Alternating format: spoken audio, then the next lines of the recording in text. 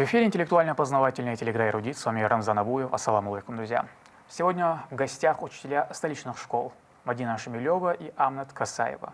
Маршал Эльши. Как настрой? Боевой. Отлично, Боевой. Это прекрасно. В начале нашей программы хотел бы задать вопрос вообще. Какой совет вы бы дали начинающим учителям, Мадин? Ну, быть смелыми, быть очень большими эрудитами, потому что школа в этом нуждается, и быть креативными, не бояться ничего. Все мы делаем ошибки, так что пусть не боятся делать. Ну, прям действительно боевой совет даже. В боевом настроении. Да. Амнат, как вы пришли к выбору профессии? К выбору профессии я, честно сказать, пришла с того, что с самого детства я полюбила детей.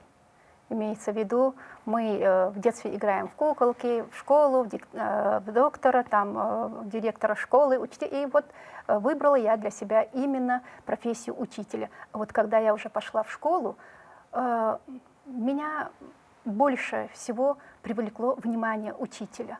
Вот как учитель относился ко мне, я это как сейчас помню, любя, ласково, с добротой. И вот я полюбила эту профессию, и после того потихонечку решила себя преобразовать в образовании. Ну, такая детская мечта, получается, Да. которая воплотилась в Но не реальность. любя детей невозможно работать в школе. Если вы готовы, давайте мы начнем нашу игру. У нас 10 вопросов и 3 подсказки, из которых вам необходимо выбрать оптимальный для вас 2. Это 50 на 50, право на ошибку и звонок другу. Что выберете? Будем Право на стараться. ошибку, звонок другу, 50 на 50. Может, право на ошибку? Как ты думаешь? Можно выбрать. Давайте Право на ошибку да. и еще одну подсказку. Ну, наверное, звонок другу. Звонок другу. Первый вопрос звучит так. Какое название носит бывший Старопромысловский район Грозного? Исаидовский, Байсангуровский, Ахматовский, Шейх-Мансуровский. Ну, давай порассуждаем. Ахматовский, это Ленинский, по-моему, район, да?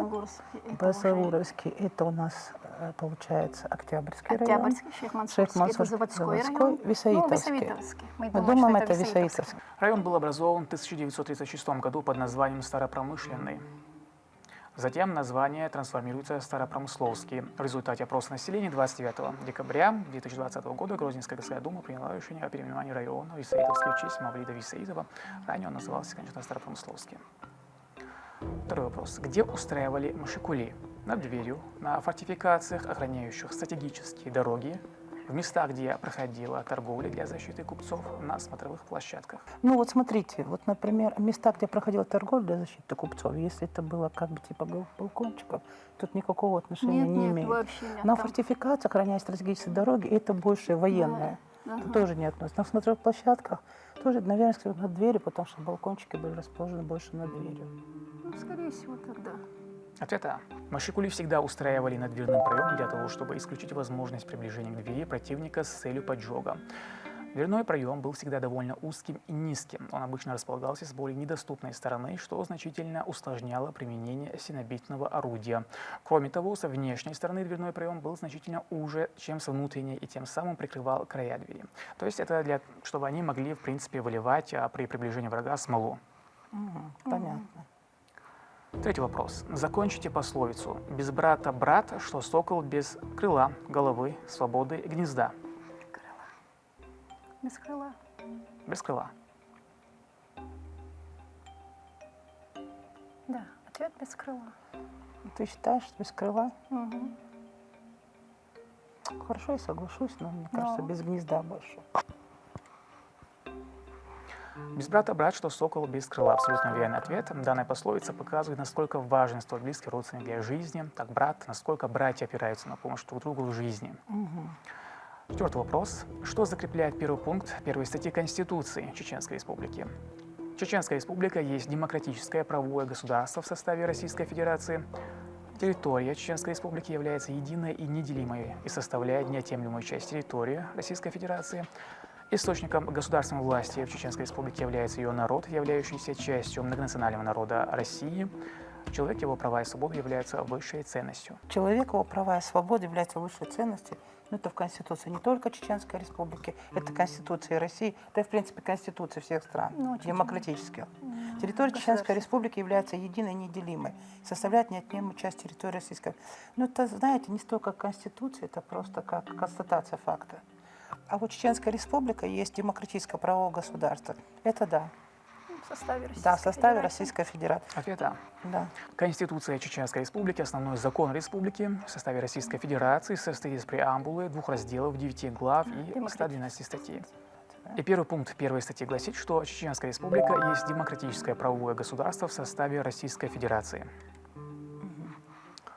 Пятый вопрос. За какое время и сколько солдат строили крепость Грозная? 5000 солдат за 4 месяца, 4000 солдат за 5 месяцев, 2000 солдат за 2 года и 1800 солдат за 3 месяца. А можно здесь право на ошибку взять? Это тяжелый вопрос. 2000 солдат Давайте за 2 года, подумаем, может что, быть. что строили. Это Они при это Ермолове. Мгм. При Ермолове строили. Так, за 3 месяца, 5 месяцев, за 2 года, я думаю, вряд ли, потому что если в этом, да, де юрте были события, и потом через некоторое время уже образовалась крепость Грозная, то, скорее всего, это вот где-то вот эти или вот это, 4 или 3 месяца. Как ты думаешь? Не 5 месяцев, Ну, ты как думаешь?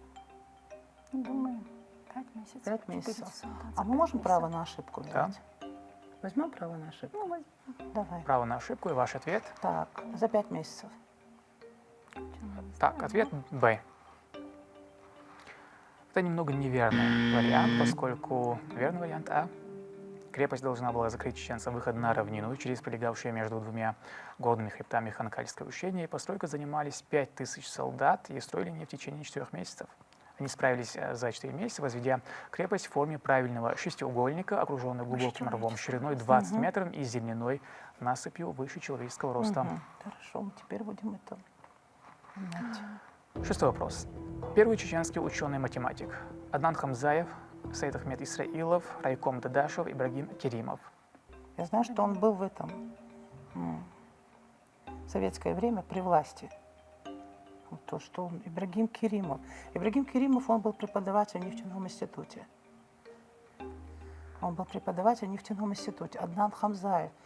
Так, Аднан Хамзаев, по-моему, он юристом был, если я не ошибаюсь. Может, мы как-то Исраилова? Саид Как-то. Ахмеда из Исраила, может быть, возьмем. Ваш ответ? Б. Давай думаем еще, у нас время А, ну есть. давай, давай. Давайте, у нас, смотрите, Аднан Хамзаев это был правозащитник, потому что когда события, вот, если я не ошибаюсь, вот эти Юсупа Тимирханова защищал он. Нет. В начале. Начале, не знаю. Вначале, Так. да. Потом Мусаев защищал. Райком Дадашев, я не помню, кто он был, какой ученый. Я помню, что он работал в Имя райкоме как партии. А райком, знакомое. партком, у них там были 3 брата. Обком еще. Да. Ибрагим Керимов это был ученый, и он с нефтяного института. Просто у меня сестра там училась в нефтяном институте. Вот я склоняюсь вот эти два. Кого выбираем? Кажется, Керимова или Керимов Исраилова? Или Исраилов, нет, все равно. Шехи. Ну давай выбираем. Кого выбираем? Исраила, может, выберем? Ну, точно не знаю, конечно. Ваше мнение тоже. Ну, мое мнение, давай я с тобой соглашусь. Исраилов. Исраилов. А это окончательно уже, да? Ну, да пусть будет на этом вопросе. Саид Ахмед Исраилов в 1964 году защитил кандидатскую диссертацию, став первым чеченским математиком-ученым, и затем до 90-го года преподавал на разных должностях в Чечено-Ингушском государственном университете. За время работы был 3 уволен по причине принадлежности к коренному населению ЧССР. С 1990 года профессор кафедры математического анализа Чеченского педуниверситета. Является ученым, впервые разработавшим научные проблемы в теории краевых задач для обыкновенных дифференциальных уравнений. Ну, мы правильно ответили? Да. Хорошо. 7 вопрос. Какой был минимальный возраст для избрания в Совет страны? 35 лет, 40, 45, 50. Нахкел, как мы знаем, это совет страны, и туда входили такие уважаемые люди. 35 лет – это слишком маленький возраст, это еще молодой человек, который нету такого Не до конца опыта да, набрал он. опыта. Да. А в 45 это уже, мне кажется, уже как-то, 50 это уже, да, 40 К лет. 40? 40. Можно, Сформировался уже, Да, наверное, 40 как, лет. чтобы быть достойным вот этого. да. И Ответ говорят 40. же, после Да. 40 только Да. начинают, да. При выборах в Мехкел не было имущественного ценза, но были возрастные ограничения. В составе Мехкела избирались мужчины не моложе 40 лет. Но в случаях особых заслуг перед страной могли быть исключения в возрастных ограничениях. Это абсолютно верный ответ. Мехкел мог насчитывать до 27 членов, но в обязательном порядке должны были быть представлены все общества и самостоятельные ТЭПы, не входившие ни в какие союзы. Кандидаты в Мехкел должны были обладать высочайшим авторитетом, быть людьми исключительной честности. К наследию какого революционного поэта особенно часто обращался Абузар Айдамиров в эпиграфах к своей трилогии Александра Блока, Джона Китса, Шандора Петёфи, Горации? Так, ну будем рассуждать. Гораций – это грек, это вообще вряд ли тут. Шандор Петефи – это венгерский революционер. Александр Блок – это человек, который написал поэму «12». И он с восторгом как бы воспринял революцию. Да, 12. своей Да. трилогии. Джон Китс. Тебе что-то говорит это имя? Джон Китс как-то китаец какой-то. Я просто знаю про Нет. Джон Китс это, наверное, какой-нибудь либо англичанин, либо кто-то. Но Александр Блок, он принял революцию, но потом от нее отрекся. Мгм. Это не Есенин. А Шандор Петёфи, Шандор может быть, Петефи, был. он был революционером, и, возможно, он мог быть. Какого? Ну, Венгрии, революционного поэта, Венгрии. да, часто слышал. Это потом, когда сначала в Германии была революция, потом в Венгрии тоже была социалистическая революция. Вот. Шандор опять. Гораций мы не берем сразу, мы сразу убираем. Джон Китс нам ничего не говорит. Давайте мы на Шандор Петефи остановимся. В эпиграфах трилогии Абузар Айдамиров обращался к Шандору Петёфи, национальному поэту в Венгрии, революционному демократу, одному из руководителей революции 1848-49 годов в Венгрии. Абсолютно верный ответ. 9 вопрос. Возвращаемся в Мехкелу. Сколько раз в год собирался Совет страны? 1, 2, 3, 4. Так, подумаем. Совет страны мягкий. Так, ну, очень много собираться он вряд ли бы собирался бы. Потому что я думаю, что эти вопросы как-то были общие, да, наверное, да, я так думаю. 1 это как-то, мне кажется, маловато. Мало. Я склоняюсь к 2 или к 2. А ты как склоняешься? К чему? К 2 можно разделить же периоды. А у нас есть еще какие-нибудь подсказки? Звонок другу.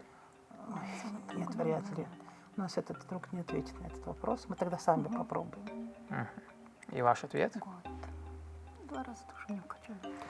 Ну, смотри, сколько раз в год собирался совет 4 раза Мехкел? собираются. По сезону, ты думаешь? Да, ну, Что, кажется. как нет, сажать нет. урожай, что ли? Да нет. Я не думаю, что для этого они собирались. Ну, 2 раза как-то. Мне кажется, 2 раза. Вот как-то мы так думаем, что 2 Ну, раза. 1 раз точно мало. Мало, да. 1 раз это 2 мало. раза, да? Ну, мы думаем так. Думайте. Давайте посмотрим, может, что там. Мехкел собирался 2 раза в год, а также в случае войны и стихийных бедствий. Он рассматривал только общегосударственные вопросы. Он устанавливал порядок землевладения и землепользования и согласовывал нормы поведения и меры наказания за их нарушение. Решал вопросы торговли как внутренней, так и внешней, принимал меры для того, чтобы обеспечить необходимую оборону крепости, строил боевые башни, создавал сторожевые и пограничные поселения, решал вопросы войны и мира, для общественных нужд проводил сборы материальных средств и определял различные обложения и повинности. Между заседаниями отдельными территориально-административными единицами управляли ДЭ, главы исполнительной власти различных уровней – Мехкда, Тухумда, Тейпанда, Юртда. Но власть была ограничена советами различных уровней. Установления Мехкела и советов всех уровней неукоснительно исполнялись. В случае неповиновения решению Мехкела или органа исполнительной власти к исполнению его принуждали силы. Для этого использовали вооруженные отряды, которые имели статус национальной гвардии. В мирное время вместе с собранием Мехкела 2 раза в год производился сбор общечеченского ополчения, куда входили все мужчины, способные носить оружие от 18 до 65 лет.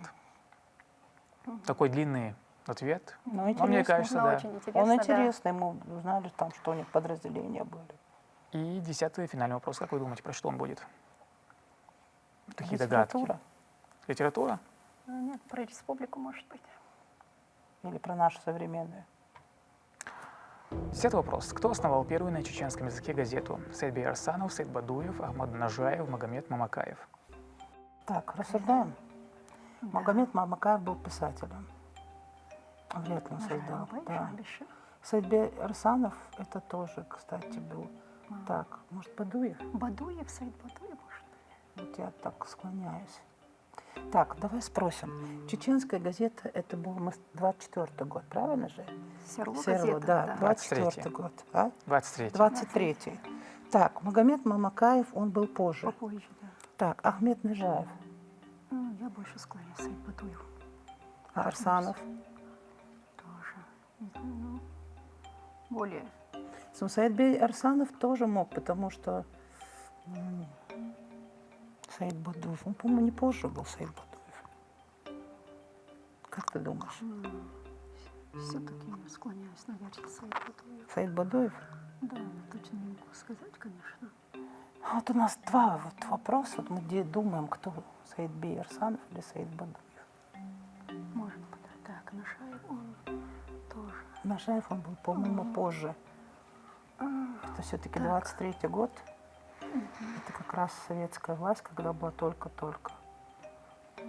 Так, Саид А я считаю, все-таки Саидбей первый Арсанов, может Арсанов. быть. Сайдбей Арсанов. Да, потому что почему мы на этом говорим? Потому что его Раньше же. предки были устанавливали советскую, они были против советской власти, но они были очень грамотные. Один из них был, Дени Арсанов, расстрелян за то, что он не признал вот эту советскую власть. Но я знаю, что Арсановы не очень грамотные, образованные люди того времени были. И, скорее всего, они могли Да. основать эту газету. Ответ, а это окончательный ответ? Да, Саидбей Ну, Арсанов, думаю, да. Первая газета основана 23 апреля 1923 года под названием «Советская автономная Чечня». Основателем был известный чеченский писатель Сайдбей Арсанов. Абсолютно верный ответ. А первым редактором был также он, и первыми литературными сотрудниками были Сельмурзаев, Магомед, Ибрагимов, Аббас и Сугрипов, Шахаб. Я вас поздравляю. Небольшие подарки от телекомпании.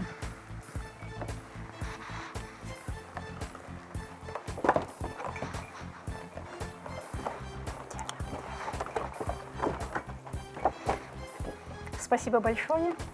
Это была очень интересная игра. Нам очень понравилось. И надеемся, это не последняя игра для нас. Было очень интересно. Спасибо большое. Спасибо большое. Я узнала тоже что-то новое, что, может быть, мне было тоже интересно. Интересная игра была, и я думаю, что будет продолжение. Ты слышал? Ириса.